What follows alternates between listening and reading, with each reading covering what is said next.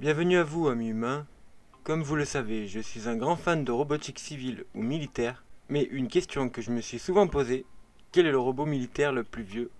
Le premier robot à avoir été utilisé par l'armée. Au cours de mes recherches, il en ressort que c'est le SD-KFZ 302, plus communément appelé le Goliath, ou même Guérat 67, ce qui signifiait équipement 67. Le Goliath était un petit engin chenillé, une sorte de mini-tank filoguidé ou télécommandé, suivant les modèles. Il fut le premier engin sans équipage à être utilisé dans des conditions réelles, utilisé par l'armée allemande durant la Seconde Guerre mondiale. Fabriqué par le constructeur automobile allemand Borgward, il a pourtant été développé par un Français du nom de Kegress. Les plans ont été confisqués par les Allemands en juin 1940 dans un laboratoire à Croissy-sur-Seine.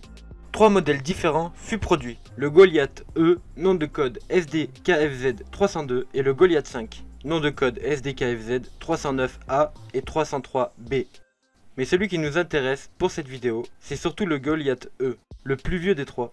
Je vous mets quand même une photo du dernier modèle de 1944, qui possédait quand même un moteur thermique de temps de 703 cm3. Le Goliath fut fabriqué en avril 1942 pour 3000 Reichsmark, donc assez cher pour un objet utilisable qu'une seule fois, puisque chaque Goliath était prévu pour être détruit avec sa cible. Un total de 7564 Goliath des deux modèles ont été produits, son prix étant beaucoup trop élevé pour son efficacité et sa vitesse extrêmement lente, ainsi que son armure qui le protégeait contre aucun type d'arme anti-char moderne, avec comme plus grande faille son câble de commande. C'était un câble à 3 fils qui pouvait facilement être sectionné par un simple combattant déterminé juste équipé d'une pelle.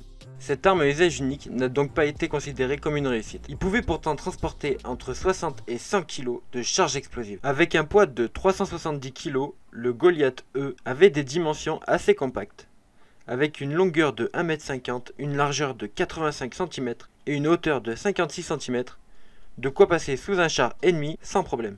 Mu par 2 moteurs électriques Bosch d'une puissance de 2,5 kW chacun, il pouvait atteindre 10 km/h, pas très rapide, mais face aux standards des chars de l'époque, comme un char Sherman qui lui pouvait monter à 40 km/h sur sol dur, il pouvait vraiment se montrer redoutable. D'autant plus qu'à la fin de la guerre, le Goliath se débarrassa de son plus gros point faible en remplaçant son câble par des ondes radio, les mêmes que celles que nous nous servons aujourd'hui. Seulement les forces de l'Axe arrivaient à brouiller les ondes radio, les rendant inopérants. Mais grâce à ça, le Goliath créa les bases pour les avancées post-Seconde Guerre mondiale en matière de contrôle à distance, tels que les drones. Utilisé majoritairement sur le front, il fut aussi présent lors du débarquement en Normandie. Cependant, un seul de ces chars explosa dû à un mauvais entretien et considéré comme trop fragile. Il rouillait vite, pourtant plusieurs modèles ont survécu jusqu'à notre époque, qui maintenant reposent dans des musées. Un exemplaire de ce mini-char est en exposition au musée du débarquement de Sainte-Marie-du-Mont, ainsi qu'au musée Guerre et Paix en Ardennes à Novion-Porcien. Il était plutôt apprécié des soldats allemands, car sortant de l'ordinaire.